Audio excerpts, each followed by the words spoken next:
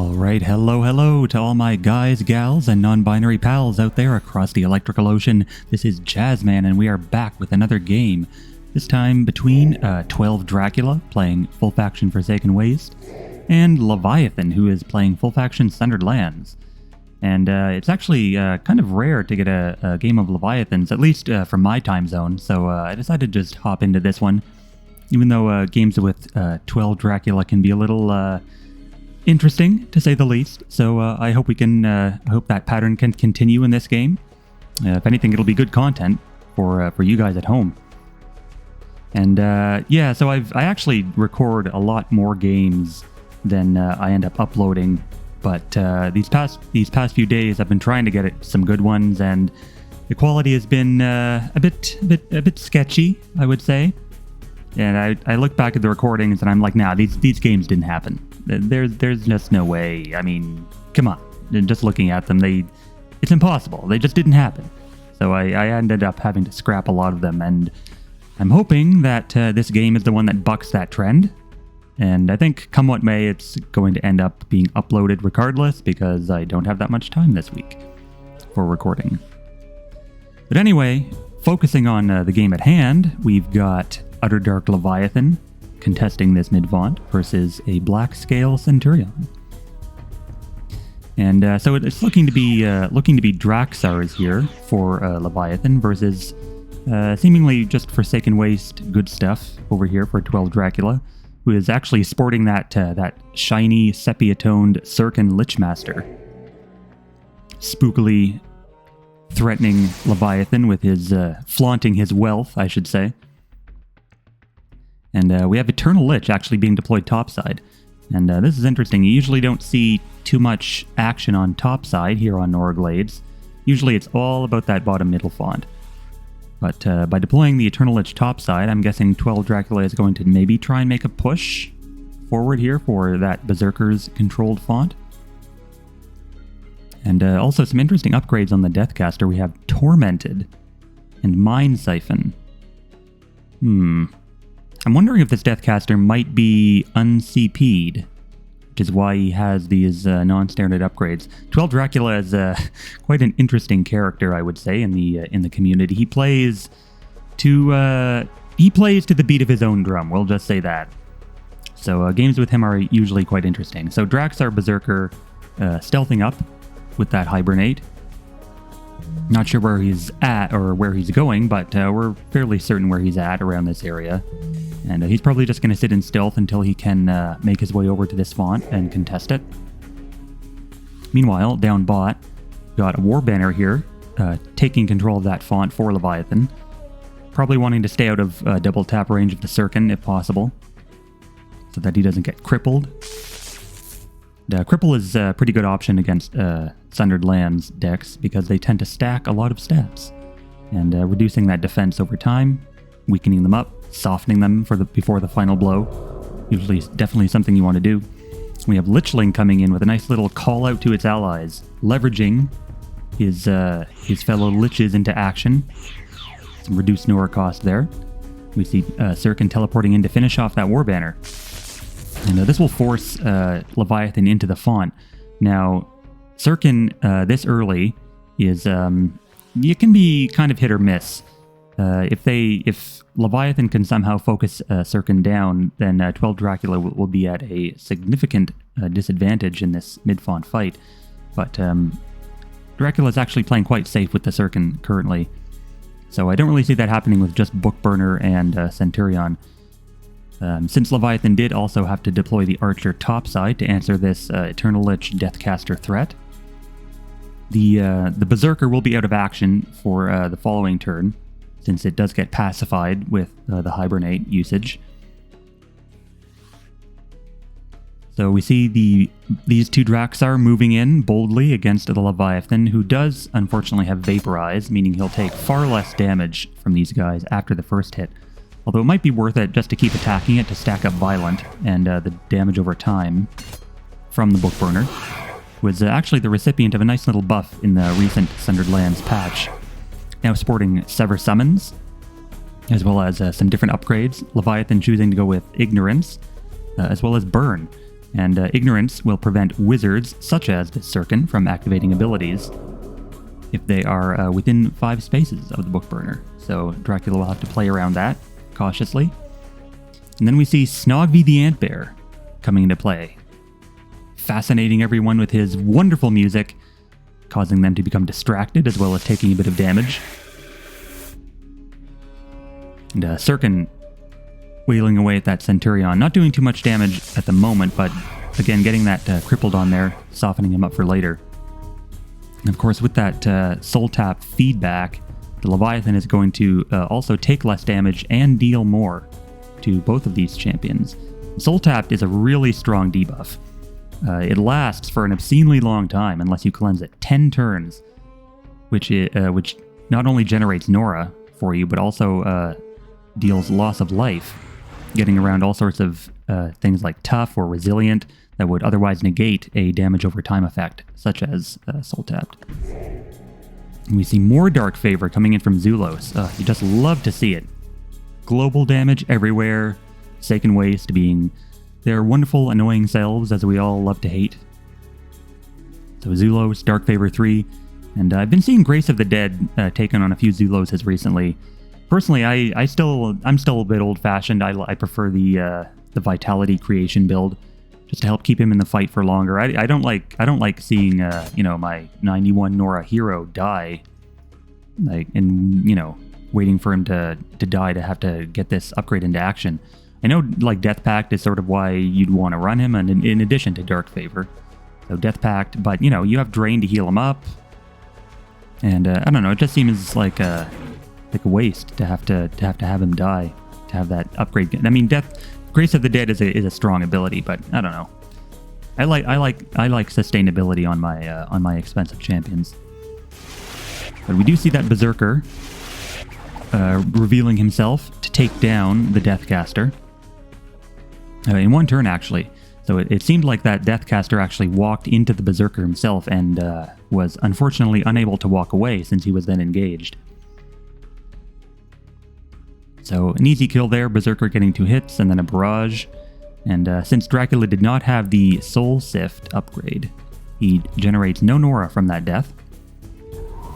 And there we see a Tornado again by Leviathan, doing a bit of AoE damage, although I don't really see him killing that Leviathan. I mean, he's going to vaporize after the first hit, so maybe he's going to go for the Lichling? So Centurion can't get over there, so we'll see. If he doesn't get that kill, something of his is going to die for sure. Because Sirkin's going to get a double hit, and then Leviathan. Okay, so he does do a Bloodthirsty Blade, which is not really the best equipped to rely on against Forsaken Waste, since they do have Reaper's Blade, they have Soul Reave, they have Soul Bane, they have basically a lot of loss of life that would completely get around the Impervious. Although they don't have any Spot Shatter, so if he wants to get rid of that Impervious, yeah. So see, and immediately Dracula plays the Reaper's Blade on Sirkin. Not really an ideal choice, since Sirkin is something that you want scaling into the late game with either Vengeful or Dictate, boosting its damage. Although in this situation, it's a decent play. I mean, he's not going to get the kill because of Regen 3. So normally Soul Tapped would finish him off, but Regen will save it for this turn at least. But on the following turn, I mean, that Sirkin's just going to hit it once, and then it'll die. So Reaper's Blade coming in, and I don't really... with Reaper's Blade now on the Sirkin, pretty much anything that Leviathan puts in that font is just going to get ranged down. Normally, Snogby would be fairly safe with Arrow Eater, with Absorb. But again, Soul Strike is not damage, so it completely ignores Absorb. And I'm thinking that Leviathan will have to either push hard on topside right now, or pull back away from that mid font and just toss it for the moment, rely on his late game scaling. Hopefully it's better than Dracula's, given that he is under lands playing Draxar, or a Draxar-esque deck. Snogby is just a good enough choice that you'd run him in pretty much anything. I mean, that greeting alone is worth his price. So he's going to get the kill there on Leviathan and pick up some tasty Nora globes for his trouble. But I would still be pretty worried about this if I were in Leviathan's position. He really has to push through on top side if he wants to make any progress in this game, I would think. As bot side is definitely not in an ideal position for him at the moment, and won't be for the foreseeable future if that Sirkin continues to be alive. So we do see him refocusing rather his efforts topside against that solitary Eternal Lich. Now it will get redeployed at the pot, unfortunately, but with it out of the way, hopefully the Berserker will be able to rush that font with its fast 8 speed. And what is this? Why does it say maximum AP 20? That's wrong. That's a bug of some kind. There's no way he has a maximum cap of 20. Not with only 8 speed. Let's see this one. 10. Yeah, that one's right. That one's also right. Interesting. So maybe it has something to do with Berserker ability? Anyway, he gets the globe, gets the kill, and then does a little book burn with Book Burner. So no spells this turn. And I'm guessing he's hoping to try and keep Snogby safe with that, but that's just not going to happen. Zulos is going to move in for a Death Pact. Sirkin's going to get a double hit right through the Absorb and get a kill. And then Lichling will grab the globe, leaving that Book Burner all alone versus 2 heroes, one with Reaper's Blade and then the Lichling to body block. So definitely not a good position down here. Actually sends the Lichling in to hit the Book Burner once, rather than grab the globe. I guess that's fine. He can grab that globe pretty much whenever he wants, like on his next turn if he deploys there. And Lichling keeping the Book Burner out of the font, kind of, but I wasn't really expecting Leviathan to contest that font anyway, with just a Book Burner. Now, Chopping Block is out. Of course, this turn it does hit the Lichling, since it is the lowest thing in play currently. But yeah, Book Burner definitely has to run for it down there, and hopefully we will see a contest here soon. Berserker gone hibernating again, following the second Lichling deploy from Dracula. So sort of a meta Liches deck, and Dracula is not, unfortunately, not playing to his usual crazy self. Or sort of just playing a good stuff deck to win sort of thing. I played him last night, and it did not go nearly as sanely as this. But we see Draxar Knight coming down with Logistics Speed, also another buffed champion in the SL patch. He's pretty good now, I would say. I mean, he was decent before. I mean, like, 5 out of 10. You might run him if you're desperate for cheap melee, but now he actually has some useful abilities. He's got Logistics, so he can get up to 7 speed, which is nice, and then he can get anti-equip, pseudo anti-equip. I mean, it's restrict, but that's a pretty big AoE where you just can't play any equips. And then he still has his trademark Essence Capture and Regen, as well as the Draxar Violent Racial. So yeah, and he was buffed up to 6 speed base as well. So decent stats for that price, and refunds a bit of his Nora. Scaling into the late game, of course, with Violent, so the more damage he gets, the more Nora he gets on attack. And yeah, so I would be a little concerned about this bottom font situation if I were Leviathan. I think if he doesn't get in this font either next turn or maybe the turn after, he's probably just dead lost. Because he doesn't really have anything here to defend. Like, this Book Burner is going to die. And up here we have Pestilence actually being put onto the Lichling. And what that'll do is it'll basically nullify the regen 3 of the Berserker, causing him to take damage instead of regenerate. But that charger, so unfortunately that charger cannot charge through this terrain because the rock is only 1 tile, whereas Berserker is a 2x2, and so you can't actually charge through the impeding portion of this water down here. So So he'll have to move in for a normal attack. And what was that? Book Burner. Oh yeah, so Book Burner shattering the recently deployed Eternal Lich Phylactery.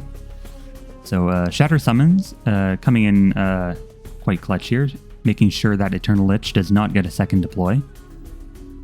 And yeah, Shatter Summons does affect all units, not just champions. So any summoned relics that Dracula plays will also be subjected to the Shatter. And he does throw the Book Burner into the font, I guess just to contest for a turn, keeping the Nora advantage as far or as equalized as possible. You couldn't really do much else with that Book Burner because eventually Chopping Block would just kill it. So wants to get the Nora situation under his control. And he's going to kill the Lichling here with that Draxar Archer, and then put that Charger right into that font. So nicely done, the barrage coming in, grabbing that second globe, and walking into the font. Now he'll have to deal with that chopping block, of course, but with the now the top side of the map is completely under Leviathan's control. And meanwhile, down bot side, Dracula is actually going to have kind of a hard time making any progress here. He's going to have to kill the Book Burner, which he will. But since Sirkin does have Reaper's Blade, he won't be able to hit the Shrine with any of his attacks because, I mean, he has 0 damage, and Soul Strike does not affect Shrines. So if Dracula does try to go for a big push here, his targets are pretty much only champions currently, unless he deploys some kind of Shatter.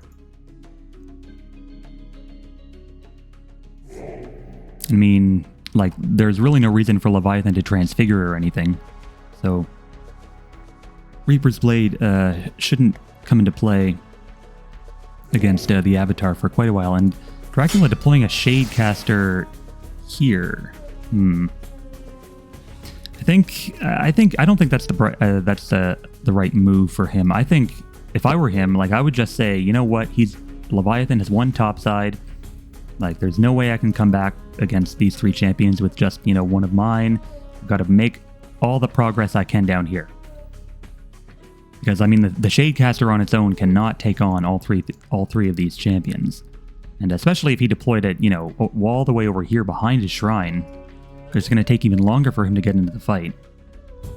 And that will just, give Leviathan time to build up down here. That font advantage. Leviathan's actually not trying to take the font. He's sort of just contested it, left it to neutralize, and then moved his champions onward. I would try to take the font. I mean, you've got the chopping block sitting there killing your champions. I mean, that's 12 Nora that you could be making per turn. Like, if you were to take that font, it would be 3 fonts to 2, and he might be able to push back on the bot side as well. But it looks like he's sending his units down instead to help deal with this. So Zulos getting another Death Pact onto the recently deployed Pursuer. And that is... well, Sirkin's only going to get 1. There might be an El Sarai Bazaar to come in for a second hit. Or a Cull the Weak. Interesting. So he culls the Weak. The Pursuer leaving behind a Phylactery for that Eternal Lich to respawn at. Unfortunate, since the Book Burner is dead and he can't Shatter summon that Phylactery. Although Sundered Lands, of course, always has access to the Unstable Power Source Relic. 10 damage to all other relics in play. Which just would completely destroy the pot. So it all depends on if Leviathan is running it or not, though. I think since he's running Book Burner, well, they don't really share the same role, but he might run it. The globe will be left for him there. He can get a hit if he wants onto the Zulos. And it looks like, yeah, so it looks like he is sending that, he's keeping that Archer topside to secure the font. I figured as much. Meanwhile, Charger, sort of in a position to delay that Shadecaster as much as possible. Wisely keeping out of Pounce normal attack range. And Berserker, I'm not really sure where Berserker's going. He's sort of just sort of just wandering around aimlessly at the moment, trying to, I guess, regen up. But I mean, he has a Blight Ring on him as well as Chopping Block in the back, so not too sure how well that's going to go for him. I'd probably just, I mean, at this point, he has 20 HP and a Blight Ring. I mean, you might as well just throw him into the fray down here. Maybe try and get a pounce kill onto the Sirkin, but there's nothing stealthed, is there? Maybe he's wandering up here to re-secure against a stealth deploy that I missed. But we see Confessor coming out, and Confessor is going to accept confessions, I suppose. I mean, yeah, so Confessor is a pretty good champion, now that her Invoke is actually fixed. And Leviathan taking actually the Mind Wipe Aura 1 upgrade. I didn't even know that was an upgrade for her. But she has Distracting Blows, I guess, to prevent any more Zulos shenanigans. And Draxar Hunter actually doing a little bit of drudgery there, keeping Dracula from only attacking once this turn. Draxar Hunter is he's still a pretty good choice. I mean, Surge Draxar on a 66 Nora unit that comes with drudgery. I mean, that's pretty good. So he has Surge and he has Violent. So he can be a pretty nice glass cannon later on if you stack up his damage. And of course, like all Draxar, he has regen of some kind. But drudgery is a really strong ability. I'd probably include one of them in a Draxar deck just for a cheap body with, you know, Surge. And, drudgery is especially nice in Sundered Lands because you can use it immediately after one of your power turns. So like, let's say you engage, for example, with a Quicken or a Dragonic Benediction and get a few kills. And then, if you have enough AP to spare, you drudgery after that and prevent any retaliation, or as much retaliation from the opponent who has likely saved AP on their own champions as well. So we have another Deathcaster, and this one actually has the Loyalty and Mind Siphon upgrades. Wow, you really don't like Soul Sift, do you, Dracula? I mean, Soul Sift is basically the reason Deathcaster is strong right now. Because you just take Soul Sift and you basically use him as a walking Essence Drain that, you know, can hit with Blood Frenzy, do some great damage on its way out, you know. But I guess, I mean, you could kind of take it as a more sticky or durable, I guess, long-range or mid-range champion. With Drain, it just sort of seems to waste his potential for Forsaken Waste, because Forsaken Waste likes their champions to die, right? That's sort of their whole thing, is they get benefits from death. But Firestorm coming down, taking out the Zulos, and doing a bit of damage to the Sirkin as well. And up top, we see Draxar Archer, finally taking away the Chopping Block, and securing that font for Leviathan. Meanwhile, that Berserker goes hibernating for a third time. Really loves his naps, that guy does. And I guess, I mean, it does give him a little bit more healing to keep that Blight Ring from finishing him off. Yeah, there's a Blister, so Blister actually finishing off the Sirkin, and Leviathan managing to pull back in this game. Dracula not placing enough emphasis on either the top side or focusing on making a push bot side as much as he should have, I would say. Which is sort of why Leviathan is coming back into this. And the Eternal Lich could contest if it wants, but with 16 HP and no other phylacteries for it to reanimate at, it's probably just going to be to the detriment of Dracula right now. Like, you need something to stave off these encroaching Draxar.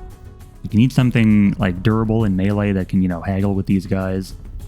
Or alternatively, something with crowd control to keep them at bay. But he doesn't really have anything down there. Not sure where his Nora is going either. He hasn't... okay, so there's an Eternal Lich. I was going to say he hasn't deployed in a while, but... we see the Drain coming down. And so this Eternal Lich could potentially reanimate at this phylactery. If it happens to die. Although Confessor can't actually hit it this turn. Being just out of range. Needs one more AP.